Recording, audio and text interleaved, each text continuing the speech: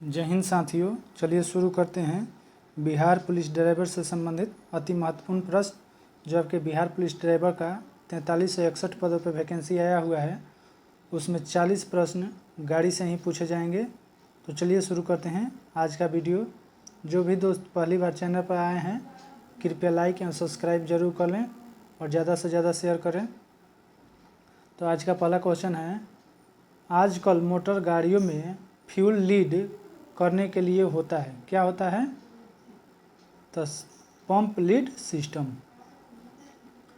अगला है, डिफरेंशियल का प्रयोग कैसे होता है? तो यह 90 डिग्री पर एक्सेल को पावर ट्रांसमिट करता है। डिफरेंशियल के भाग कौन कौन से होते हैं? तो डिफरेंशियल के भाग pinion gear, ring gear, spider gear, differential और ड्राइव शाफ्ट, ये सब डिफरेंशियल का भाग है। अगला है, इंजन ऑयल की अधिक खपत होने का कारण है, कौन सा कारण है? तो पिस्टन रिंगों की फिटिंग गलत। अगला है, क्लच कवर किसके साथ बोल्ट से कसा होता है, किसके साथ कसा होता है? तो फ्लाई व्हील से कसा होता है। अगला है, SCR का फुल फॉर्म क्या है? Selective catalytic reduction. अगला है, बड़े वृत्त या चाप की मार्किंग के लिए प्रयोग में लाया जाता है, क्या प्रयोग में लाया जाता है? तो ट्रेयल। अगला है, विशेष उपकरण जो मफलर से पहले लगाया जाता है और उत्सर्जन पर नियंत्रण के लिए होता है, क्या कहलाता है? उत्प्रेरक कन्वर्टर। अगला है, लेड एसिड बैटरी की खोज किसने की थी, कब की गई थी? तो इसकी खोज 1859 में गस्टिन प्लेंटी द्वारा निगेटिव प्लेटों की संख्या पॉजिटिव प्लेटों की संख्या से एक अधिक होती है। अगला है, हाईवे हिप्नोसिस क्या है? हाईवे हिप्नोसिस क्या है? तो राजमार्ग पर चलते समय ऊँघना। वाहन की गति सीमा यातायात एवं मौसम की स्थिति के अनुसार होता है। बिना लाइसेंस के ड्राइविंग किस सेक्शन के अंदर आता है? तो 3/181। अगला है, दोनों दिशाओं में दृश्यता के प्रतिबंध होने पर किस प्रकार की रेखाओं का प्रयोग किया जाता है, किस प्रकार का प्रयोग किया जाता है? तो दोहरी सफ़ेद या पीली। लर्निंग लाइसेंस के लिए आयु सीमा कितनी होनी चाहिए? तो 18 वर्ष। अगला है, व्यावसायिक वाहनों के लिए लर्निंग लाइसेंस की आयु कितनी होनी चाहिए? तो 20 वर्ष। अगला है, अस्थायी लाइसेंस हेतु योग्यता होनी चाहिए। तो वैध लर्निंग लाइसेंस जारी होने के 30 दिन बाद तथा 180 दिन से पहले आवेदन करना तथा वाहन तंत्र चलाना नियमों का जानकारी। अगला है, डुप्लीकेट लाइसेंस प्राप्त करने की प्रक्रिया कैसे होती है? तो LLD फॉर्म में आवेदन खोए लाइसेंस की FIR शुल्क फीस के साथ। हेडलाइट का सही न होना किस एक्ट के अंतर्गत अपराध है? तो 105/190। अगला है, बिना बीमा गाड़ी चलाना किस एक्ट के अंतर्गत आता है?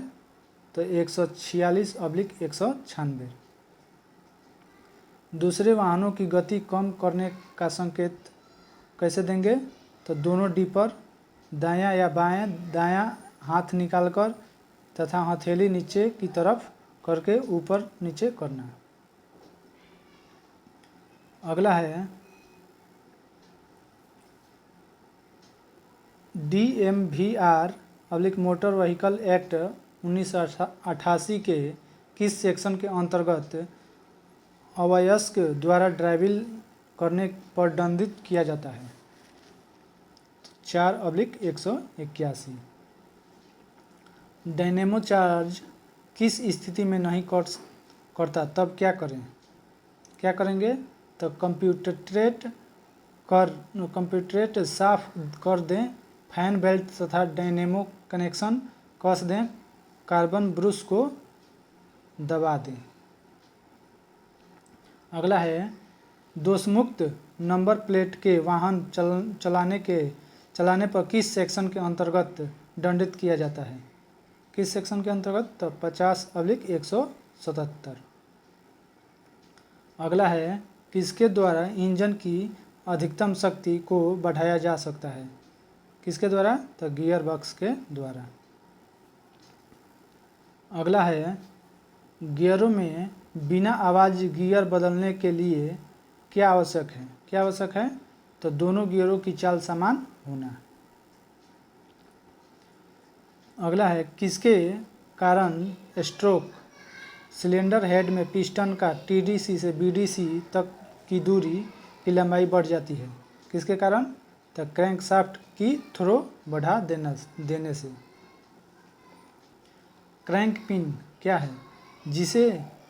जिस हिस्से से क्रैंकशाफ्ट के साथ कनेक्टिंग रॉड का हिस्सा जुड़ा होता है उसे क्रैंक पिन कहते हैं। क्रैंक लेन जिस पर क्रैंक पिन तथा मिडल भाग पर मैन बियरिंग लगा होता है उसे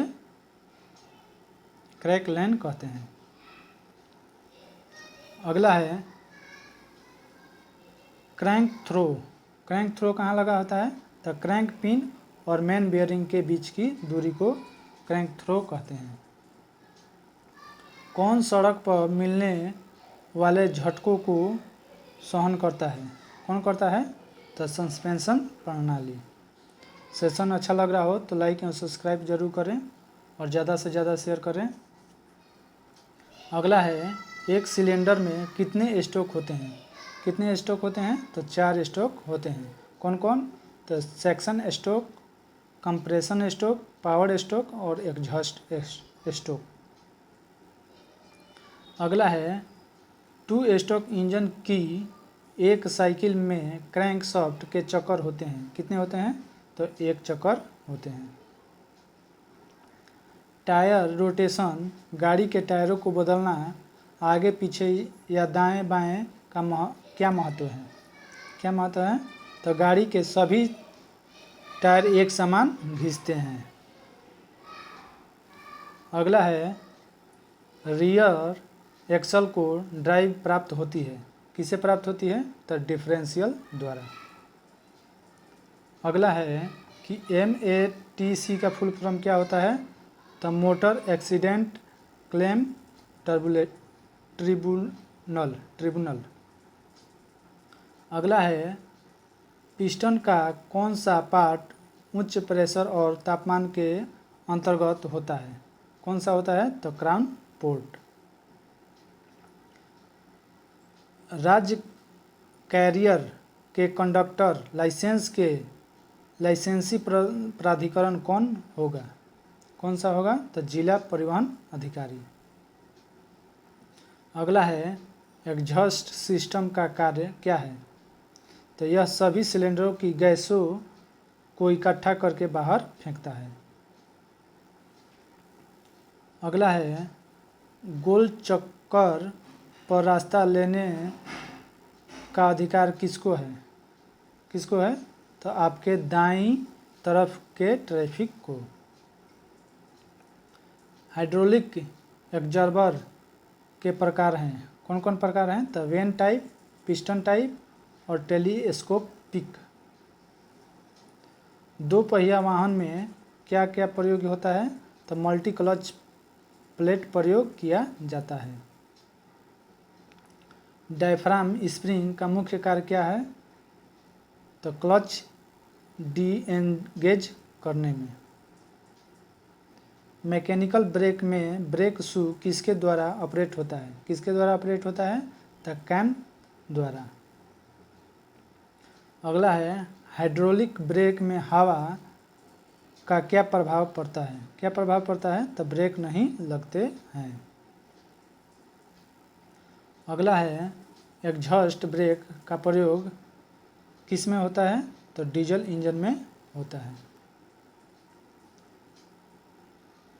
ओडोमीटर क्या मापता है? तो गाड़ी की कुल चली गई दूरी को ओडोमीटर मापता है।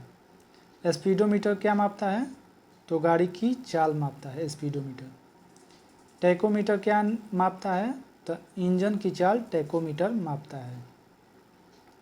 इंजन ऑयल की ASAE नंबर कितनी होती है? तो 30 या 40।